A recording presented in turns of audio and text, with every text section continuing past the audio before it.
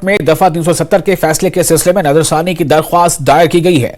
अवामी national conference, Jammu Kashmir people's movement, CPIM, Kashmir bar association की जानिब से नजरसानी की दरख्वास्त दायर की गई है। दरख्वास्त में मुतालबा किया गया है कि सुप्रीम कोर्ट अपने फैसले पर नजरसानी करे और जम्मू कश्मीर के लोगों ने सुप्रीम कोर्ट के खुसूसी हुक्म से इत्तेफाक नहीं किया है। कॉन्स्टिट्यूशन और हमारा कानून यहाँ पे इजाजत देता है कि अगर आपके लोग, आप खुद पिटिशनर्स किसी फैसले से मुतफिक नहीं है तो आप दोबारा सुप्रीम कोर्ट का दरवाजा खटखटा सकते हैं। और आज इसका आखिरी दिन था, 30 दिन के अंदर अंदर एक पिटिशन दायर करनी पड़ती है। सो हमने मुनासिब समझा कि नहीं, यहाँ पे आया जाए, दोबारा दस्तखत दी जाए और हमने आज ये पिटिशन फाइल कर दिए और उम्मीद है कि बाकी भी हमारे जितने भी पिटिशनर्स हैं, मैक्सिमम लोग आज पिटिशन फाइल कर रहे हैं। ऐसा है कि हमारे लीगल लुमिनरीज और जो कॉन्स्टिट्यूशनल एक्सपर्ट्स हैं हमारे मुल्क के, हमारी सियासी जमातें, हमारे पिटिशनर्स और बिलखुसूस जम्मू कश्मीर के अवाम ने ये बड़ी हम्बली सुप्रीम कोर्ट की जो जजमेंट थी दिसंबर 11 की, उससे इत्तेफाक जाहिर नहीं किया है और ये रिव्यू के लिए एक केस बनता है। इसमें सीरियस इश्यूज हैं और कुछ लोगों ने तो इसको एरनस करार दिया है और इसलिए हम यहाँ पर आज आए हैं दोबारा और कॉन्स्टिट्यूशन के दायरे में रहकर दोबारा पिटिशन, आज रिव्यू पिटिशन फाइल की गई है। देखिए, कॉन्स्टिट्यूशन ऑफ इंडिया हमें इजाज़त देता है कि अगर आप जो भी जजमेंट आई है ऑनरेबल कोर्ट की तरफ से, उसको जम्मू कश्मीर के जो अवाम ने और खासकर जो पिटिशनर्स है, हमने बड़े अब इसको हम हम्बली डिसएग्री किया। तो इसलिए हमारे पास जो ऑप्शन बचा है दोबारा सुप्रीम कोर्ट जाने का, वो था कि हमें रिव्यू पिटिशन करना चाहिए और हमने आज रिव्यू पिटिशन दायर कर ली। देखिए, कुछ चीज़ें हैं जो हमने बार बार कहा है कि ये जो आर्टिकल 370 जो है, ये हमारी डेमोग्राफी, हमारे कल्चर, हमारी आइडेंटिटी का सवाल है और हर स्टेट अपनी लैंड है, जॉब है, इसको प्रोटेक्ट करते और 370 भी इस चीज़ को प्रोटेक्ट करता है। इसलिए जम्मू कश्मीर के लोगों का ये बिल्कुल राइट बनता है कि वो इसके लिए जो है आगे से इसको परस्यू करे और कोशिश करे कि हमें जो आर्टिकल 370 में जो चीज़ें हमें दी गई है, जम्मू कश्मीर को एक जो स्पेशल स्टेटस था, अगर आप देखेंगे हिस्टोरिकल बैकग्राउंड इसका जो इंस्ट्रूमेंट ऑफ एक्सेशन का है, आपने देखा, दुनिया ने देख लिया, आप लोगों ने भी देख लिया कि जो हमारा हिस्टोरिकल बैकग्राउंड था जम्मू कश्मीर का, वो कैसे हमारे जो है जो जम्मू कश्मीर जो आर्टिकल 370 था, ये था bridge between two Jammu Kashmir and rest of India. ये दो चीजें इसमें। और जम्मू कश्मीर कांग्रेस के सीनियर तर्जुमान रविंदर शर्मा ने नजरसानी की दरख्वास्त पर रद्द-ए-अमल जाहिर करते हुए कहा कि पार्टियों को आईन के तहत अपने जज्बात का इजहार करने का जमहूरी हक हासिल है। उन्होंने कहा कि इस हवाले से एक मुनासिब तरीक़ेकार अपनाया जाएगा। उन्होंने कहा कि रियासत के दर्जे की बहाली और असेंबली इंतखाबात के इनेकाद जैसे दीगर अहकामात पर भी दोबारा तवज्जो दी जाएगी। ये कानूनी प्रक्रिया है, माननीय उच्चतम न्यायालय ने एक फैसला दिया, उसके पुनर्विचार के लिए जो अग्रीव पार्टी है वो अप्रोच कर सकते हैं और हमें उम्मीद है कि माननीय उच्चतम न्यायालय उन पे पुनर्विचार के लिए उन याचिकाओं को देखेंगे, क्योंकि कई मामले हैं, जिस तरह के स्टेट का दर्जा था उसको यूटी बनाया गया और फिर स्टेट बहाली के लिए भी डायरेक्शन दी गई एज सून एज पॉसिबल। चुनाव के लिए भी एक डेडलाइन ज़रूर रखी गई, लेकिन उस पर भी जो है लोग पुनर्विचार के लिए अप्रोच कर सकते हैं और उन्होंने कानूनी प्रक्रिया अपनाई है, तो कानून के तहत इजाज़त है, तो ऑनरेबल सुप्रीम कोर्ट जो है उस पर विचार करेगी, ये हमें विश्वास है। जो लोगों के अनएड्रेस्ड इश्यूज़ हैं उस पर उन्होंने अप्रोच किया है, तो इस संविधान इजाज़त देता है, कानून इजाज़त देता है, उसके तहत उन्होंने अप्रोच किया है। रिव्यू पिटिशन को लेके 370 का जो फैसला सुप्रीम कोर्ट ने पहले दिया है, उसको लेके हमारे साथ बात कर रहे थे रविंदर शर्मा, जो सीनियर स्पोक्स पर्सन कांग्रेस के हैं। और सीनियर तर्जुमान बीजेपी कविंदर गुप्ता ने सुप्रीम कोर्ट में दायर नजरसानी दरख्वास्त पर रद्द-ए-अमल जाहिर करते हुए कहा है कि आर्टिकल 370 को खत्म करने का मकसद उन लोगों को इंसाफ देना था जो पहले महरूम थे। उन्होंने कहा कि इस तरह की मशक़ें महज फिजूल हैं और जम्मू कश्मीर की तरक्की में एक बड़ी रुकावट हैं। दफा 370 के फैसले को लेके आज दोबारा अवामी नेशनल कॉन्फ्रेंस और सीपीआईएम ने एक याचिका दायर की है सुप्रीम कोर्ट में उस फैसले पे नजरसानी करने के लिए। हमारे साथ हैं साबिका नायब वज़ीर आला जनाब कविंदर गुप्ता साहब, जिनसे हम बात करेंगे इस हवाले से। गुप्ता साहब, क्या कहेंगे? देखिए, लगभग 1 महीना सुनवाई के बाद सभी पक्षों के वकील वहाँ पर खड़े थे और हिंदुस्तान के बड़े बड़े जो दूसरे विपक्षी वकील थे उनके साथ इस पर चर्चा हुई, एक्सरसाइज हुई, सब कुछ हुआ। 5 जजेस के जो बेंच ने उसका फैसला दिया। तो अब जो इनकी कोशिशें करने दे, कोई फ़र्क नहीं पड़ने वाला इससे। सुप्रीम कोर्ट इस चीज़ को समझता है कि जिन लोगों के साथ धारा 370 के चलते हुए बेइंसाफ़ी रही है, तो स्वाभाविक बात है कि उन्होंने सोच समझ करके फैसला दिया है। अब लोगों को दिखाने के लिए इस प्रकार की कोशिश कर रहे हैं, मुझे लगता है उसका आने वाले समय में फ़ायदा नहीं है। तो हमारे साथ बात कर रहे थे इस बात को लेके जनाब कविंदर गुप्ता, जो कि साबिका नायब वज़ीर आला रहे हैं। कैमरामैन चांद डोगरा के साथ में Rajendra, news 18 Jammu. Lieutenant governor Manoj Sinha ने जम्मू में all minority employees association Kashmir के अभिनंदन समारोह में शिरकत की। मनोज सिन्हा ने कहा कि उन्होंने पीएम पैकेज और वादी कश्मीर में काम करने वाले दीगर मुलाजमीन के हकीकी मसाइल को हल करने की कोशिश की है। वो बाज़ाबातकारी पर काम कर रहे हैं और जो कुछ करना होगा वो किया जाएगा। सिन्हा ने कहा कि वो चाहते हैं, वो जानते हैं कि वादी एक मुश्किल वक्त से गुजरी है, लेकिन अब हालात बहुत बेहतर हो चुके हैं। वजीर आजम नरेंद्र मोदी के तारीखी फैसले ने नजरअंदाज किए गए लोगों को हक दिया है। कश्मीरी पंडितों को दहशतगर्दी की वजह से वादी छोड़नी पड़ी। कुछ खुदगर्ज लोगों ने अपने फायदे के लिए तबाही बर्पा की है। दहशतगर्दी अपने आखिरी मरहले में है। कुछ लोग राजौरी जैसे कुछ इलाकों में अमन को खराब करने की कोशिश कर रहे हैं। इसे मुकम्मल तौर पर जड़ से उखाड़ फेंकना हुकूमत हिंद का अज़्म है। उन्होंने कहा कि जम्मू और श्रीनगर में कुछ लोग अपने बयानात बदलते हैं, आपको उनकी शनाख्त करने की जरूरत है। एलजी मनोज सिन्हा ने कहा कि वो इलेक्शन नहीं लड़ेंगे, मगर जब तक यहां इलेक्शन नहीं हो जाती वो जम्मू कश्मीर नहीं छोड़ेंगे। एलजी मनोज सिन्हा ने कहा कि वो बगैर किसी खौफ के काम करते रहेंगे। उन्होंने कहा कि इन मुलाजमीन के मुतालबात पूरे कर दिए गए हैं, मुलाजमीन को रिहाइश फराहम की जा रही है। मुझे लगता है कि स्थिति में काफी बदलाव हुआ है और माननीय प्रधानमंत्री जी के, मैं कहूँ कि दृढ़ इच्छा शक्ति के फैसले ने जो लोग हाशिए पर थे, ऐसे समुदायों में उम्मीद की किरण जागृत हुई है और इस शारदा पीठ की विरासत के उत्तराधिकारियों में एक नए प्रकार का आत्मविश्वास दिखाई पड़ रहा है। अब वो आत्मविश्वास वास्तव में जमीन पर उतरे, इसके लिए अभी बड़ी मेहनत करने की आवश्यकता है।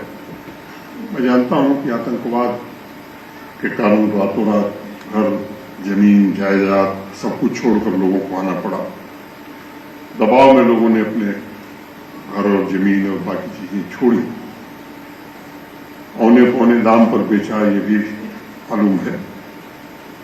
मैं कोई इसका राजनीतिक लाभ लेने के लिए नहीं, लेकिन आपने जो योगदान दिया है, खासतौर से भारत की आध्यात्मिक ऊर्जा को केंद्र के रूप में विकसित करने में वो पूरा राष्ट्र कृतज्ञ है। मुझे लगता है कि ये भारत के लिए आर और पार का मसला है और इसमें भारत सरकार कहीं कोई कोताही करने वाली नहीं है। आतंकवाद को जड़ से नस्तनाबूद करना ये भारत सरकार की प्राथमिकता है और बीच बीच में मुझे कई लोग कई तरह की बात करने रहे। कुछ लोग कहने लगे, जी साहब चुनाव लड़ेंगे क्या? मुझे न कोई चुनाव लड़ना है, न मेरा कोई राजनीति से लेना देना है, लेकिन एक बात मैं जरूर ये कहना चाहता हूँ, जब तक यहाँ रहना है चुनाव करा करके ही जाना है, उसके पहले जाना भी। नेशनल कॉन्फ्रेंस के नायब सदर उमर अब्दुल्ला ने कहा है कि इन्हें जम्मू कश्मीर में कोई बदलाव नजर नहीं आ रहा है। उन्होंने कहा कि लोग पानी और बिजली को लेकर परेशान हैं। ये बदकिस्मती है कि यहां अवामी हुकूमत नहीं है। असेंबली इलेक्शन कराने का हुक्म सुप्रीम कोर्ट को देना पड़ा। उमर ने कहा कि यह फैसला इलेक्शन कमीशन को करना चाहिए था। उमर अब्दुल्ला कहते हैं कि पड़ोसी मुल्कों के साथ ताल्लुकात बेहतर होने चाहिए। उमर अब्दुल्ला ने कहा कि इन्हें अयोध्या में राम मंदिर की इफ्तिताही तकरीब के लिए न तो दावत मिली है न मिलेगी। कहने के लिए तो हम दुनिया को कहते हैं कि India is the mother of democracy, लेकिन पता नहीं क्यों हम अपने हाथों से ही अपनी माँ की कत्ल जो है जम्मू कश्मीर में करना पसंद करते हैं। अगर मदर ऑफ डेमोक्रेसी है तो यहाँ क्यों नहीं। मैंने उस वक्त भी ये बार बार अपनी तकरीरों में कहा कि अगर अर्बन लोकल बॉडीज़ के लिए डिलिमिटेशन करने का सवाल था तो ये तो आप बहुत पहले कर सकते थे। डिलिमिटेशन का फैसला इलेक्टेड बॉडीज़ का ख़त्म होने के बाद क्यों लिया गया, इस पर कोई जवाब नहीं। आपकी पंचायतें ख़त्म हुई, आपको पहले ही से ही पता था कि पंचायतों का टर्म 5 साल का है। क्या 4.5 साल के बाद आप इलेक्शन का प्रोसेस शुरू नहीं कर सकते थे? अगर इसमें भी आपको नए सिरे से डिलिमिटेशन करने की ज़रूरत पड़ी तो 6 महीने पहले डिलिमिटेशन करते। एक एक करके पहले तो आपने असेंबली ख़त्म किया, फिर आपने अर्बन लोकल बॉडीज़ ख़त्म किए, अब आपने पंचायतें ख़त्म की। या फिलहाल तो हमें लगता है कि पार्लियामेंट का इलेक्शन कराना इनका यहाँ इनकी मजबूरी है। और कितने अफसोस की बात कि असेंबली इलेक्शन पे भी सुप्रीम कोर्ट को हिदायत देनी पड़ी। मैं तो कहता हूं कि हमारे इलेक्शन कमीशन को शर्म के मारे अपने सिर जो है झुकाने चाहिए।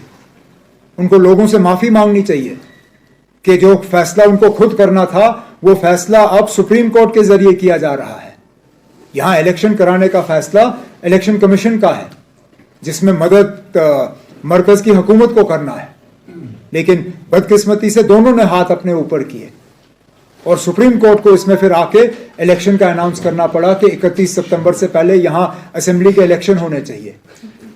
नहीं आएगी तो आप क्यों मुझसे पूछ रहे मैं जाऊंगा या नहीं जाऊंगा? बिन बुलाए मेहमान कौन जाता है? अगर आई नहीं आएगी ना, अगर मगर अगर आई, जिनको दावतनामा आना था उनको तो मिल गया ना। जो इंडस्ट्रियलिस्ट, क्रिकेटर, फिल्म स्टार्स, बाकी उनके नाम तो सबके सामने हैं। मेरा नाम कहीं है उस लिस्ट में? नहीं ना। ना इनका कोई इरादा है मुझे बुलाने का। जब इनका कोई इरादा नहीं है और फिलहाल एक छोटा सा ब्रेक लेंगे। ब्रेक के बाद खबरों का सिलसिला जारी रहेगा। ब्रेक के बाद एक बार फिर आपका स्वागत है न्यूज 18 JKLH पर। आप देख रहे हैं कश्मीर न्यूज। खान साहब बडगाम के वाघुरा इलाके में लोगों ने महकमा जल शक्ति के खिलाफ एहतजाज किया। एहतजाजियों का कहना था कि वो कई बरसों से आलूदा पानी पीने पर मजबूर हैं। उन्होंने कहा कि जल जीवन मिशन के तहत इलाके में काम शुरू किया गया था मगर काम मुकम्मल नहीं हुआ है। उधर इंतजामिया ने मसले को जल्द हल करने का यकीन दिलाया है। पाइपें बिछाई गई, वो अभी तक सभी इनकम्प्लीट है। वो बोल रहे हैं कि हमने 80% मुकम्मल की है, लेकिन अभी तक मेरे हिसाब से वो 50 से भी कम है। पता नहीं, बहुत सारी प्रॉब्लम पिछले कई सालों से। बहुत सारे पाइपें लगाए गए पिछले सालों में भी, सब बेकार है। वो पहले इससे पहले फिल्ट्रेशन प्लांट लगाया गया, वो भी मिली भगत के हिसाब से चालू किया गया, लेकिन हमें कोई फायदा ना मिला। और उसमें सिर्फ हमें वो गंदा पानी आ रहा है नलकों में। यहाँ वो हेपेटाइट भी हो रहा है, लोगों में बहुत प्रॉब्लम आ रही है। स्कीम जल जीवन मिशन स्कीम बन, मगर आब पाइप त्रा नसफ अड़न साइडन त्रा पाइप कहें। ठेकेदार वन कोच साइडस कर बेस साइड कर मकलाते पाइप दिवान। डिपार्टमेंट पाइप दिवान, बह त्रा मगर वरी गो गुजरा। और श्रीनगर के सादा कदल के मकीनों ने पानी की किल्लत के खिलाफ एहतजाज किया। एहतजाजियों का कहना है कि चंद माह से इलाके में पीने के पानी की शदीद किल्लत का सामना है। उनका कहना है कि कई बार मुतल्लिका हुक्काम को आगाह किया गया, लेकिन यकीन दहानियों के बावजूद अभी तक इस मसले को हल नहीं किया जा सका है। मकीनों ने मामले को जल्द हल करने की अपील की है। अपील करान मोदी साहबस आब मूजूब सठा परेशान आब कतर खसान बचन हिजरी हर घरन मज पेशेंट सठा बेमार नान ठेकिस पे आब अ गर पत गर ट्यूबवेल आब चन आब बनान कहें यह करो अस पे इल्तिजा गई नलक वाल गई नज़ीर साहबस गई आब डिपार्टमेंट नज़ीर अहमद एजी तमिस गई दिन दोन गंटन आब मंगान दोहस रातस दिन दोन गंटन आब सठा परेशान कर तम अरसर महल पत महल फेरान यह क्या गो कर आब रोस्तु थोक यह महल थोक आब रोस्तु अन सा आब तीस परेशान अल्लाह ताला रचतन फेरान महल पत महल आबस तो आब आबे गई 5-6 रेत वन तो वह गई 2-3 रेत गई मुकमल न आबे न करान अपील गवर्नमेंटस करान मतलब नलक दफ्तर वालन करान अपील इंजीनियर सोबस अपील करान कि दियो सा यपर आब दिक्कत गसान पे सर्दी पे आब कतर सुबह बुथ छलनस नमाज पढ़ो आब कतर आब करान आब रोस्ती सख्त अरसर आब न रेत काल न वंदस आब सख्ती सख्त ट्यूबवेल आब अमे छलान छकान तो मगर खेन खतर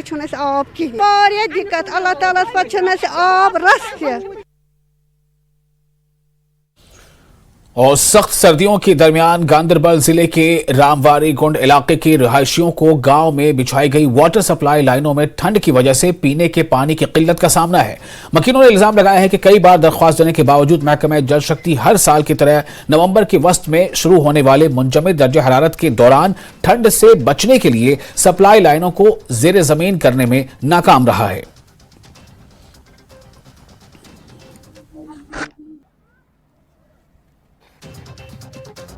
हमारा मेन मसला है जो पानी का मसला है सर। हमारा ये पानी जो है तकरीबन नवंबर 15 से यहाँ कोहरा जमना स्टार्ट होता है, क्योंकि मौसम यहाँ बहुत ठंडा इलाका है सर। अभी हमें तकरीबन 6 दिनों से हमें पानी भी नहीं है सर।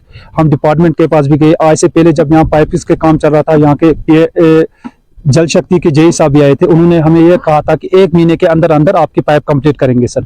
तब से हम बहुत बार उनके पास भी गए, वो कहते हैं कि हमने टेंडर की है सर। टेंडर का क्या फायदा है सर जब हमें पानी नहीं है। लेकिन हमें बहुत दिक्कत है सर, यहाँ पे हमारे जो औरतें हैं इनको तकरीबन 1 किलोमीटर दूर जाके पानी लाना पड़ता है सर। तो ये एग्रीमेंट पूरे यहाँ में तकरीबन हम 20-25-30 चूल्हे यहाँ पे घर रहते हैं सर, सबका एग्रीमेंट हुआ है सर। जब एग्रीमेंट हुआ था तब उन्होंने कहा था कि आपको 24 घंटे हम पानी रखेंगे। फीस तो हम कंटिन्यू भरते हैं हर साल, बस अभी 1-2 महीने के बाद हमें बिजली फीस भी आएगी, वो लेके हम मार्च में भी गए थे यहाँ पे उनके ऑफिस में सर। उन्होंने उस दिन कहा कि बस आपको इस साल मार्च अप्रैल में काम स्टार्ट हो जाएगा सर। तब से लेकिन कोई यहाँ पे आया ना कुछ सर। हमें यहाँ 6 महीने विंटर में पानी नहीं होता है, पूरे पाइप से वो जम जाते हैं, क्योंकि पुराने तकरीबन 20 साल पहले पाइप्स बिछाई गई थी, जो अभी ऑलमोस्ट हर जगह डैमेज हो चुकी है। वो विंटर आती है वो जम जाती है और 6 महीने पानी नहीं होता है। हमारी औरतों को 1 से आधा किलोमीटर जाके पानी लाना पड़ता है। और हमारे प्राइम मिनिस्टर मोदी साहब का एक नारा है, हर घर पानी। तो हमारे घर में तो पानी नहीं है पिछले कई दिनों से, पिछले 10-12 दिनों से। हम डिपार्टमेंट में गए, हमने एप्लीकेशन भी, उन्होंने हमें आश्वासन दिया था हम यहाँ पे पाइप्स बिछाएंगे नहीं। और इसके साथ ही इस बुलेटिन में फिलहाल इतना ही, लेकिन न्यूज़ 18 JK पर लगातार बड़ी और अहम खबरों का सिलसिला जारी रहेगा।